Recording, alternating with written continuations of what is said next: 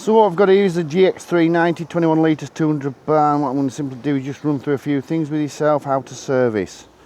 So you'll see the sighting glass there at the back end half full, just over. You've got the bung 17mm spanner there. Obviously run the machine a few minutes, turn the machine off and drop the oil out at that point. You've got the refill point at that stage, the cap on the top. So fill back up with oil. Diesel engine oil 15W40 is adequate to go into this pump. Gearbox, you've got the dipstick there on the top. You've also got the sighting glass. Now you've got to be careful on this side that you don't overfill this, it will fill over. Now if you look at that there, at the moment we just had this machine running, you will see it looks very frothy and oily and gone white. If you, within 2 or 3 minutes you look again, you'll find that oil is absolutely perfect and gone back to normal again. Same again, diesel engine oil 15W40 can go in there as well. You've got two sides on the actual engine. You've got this side and you've also got the other side to drain the engine off of the oil. SAE 30 Briggs & Stratton oil is a good oil to go in this, but like I say, it's up to you, but that's what I recommend.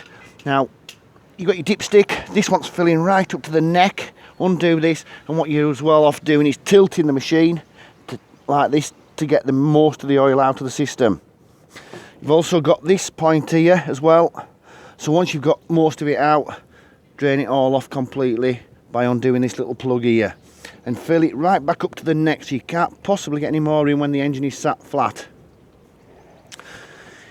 If you ever needed to, in the top of the engine itself, clean the fuel tank. It's very simple and straightforward. You've also got a filter, I don't know if you can see it inside there, but there's a black filter that's inside there. What you'd have to do is undo the bolts that hold the tank in place. You've got your bolt at this point.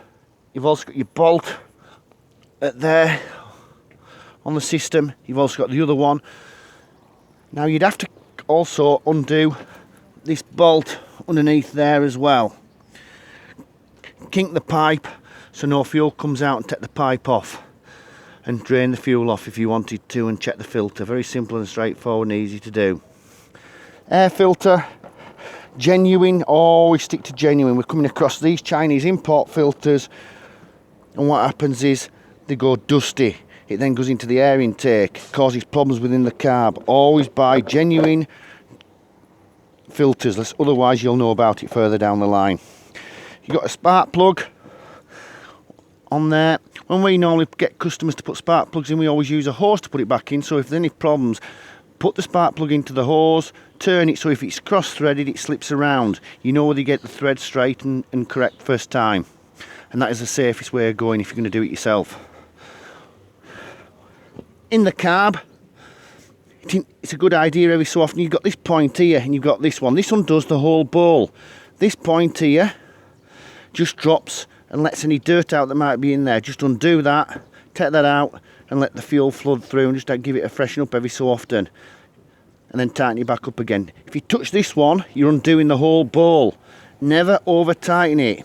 Over tightening it means you'll squash the o-ring and it will leak. Always nip it up if you take that off, and then if you need to give it another little bit of a nip, give it a nip at a later stage. Thank you very much. Q Services, Qwashers, eBay and YouTube.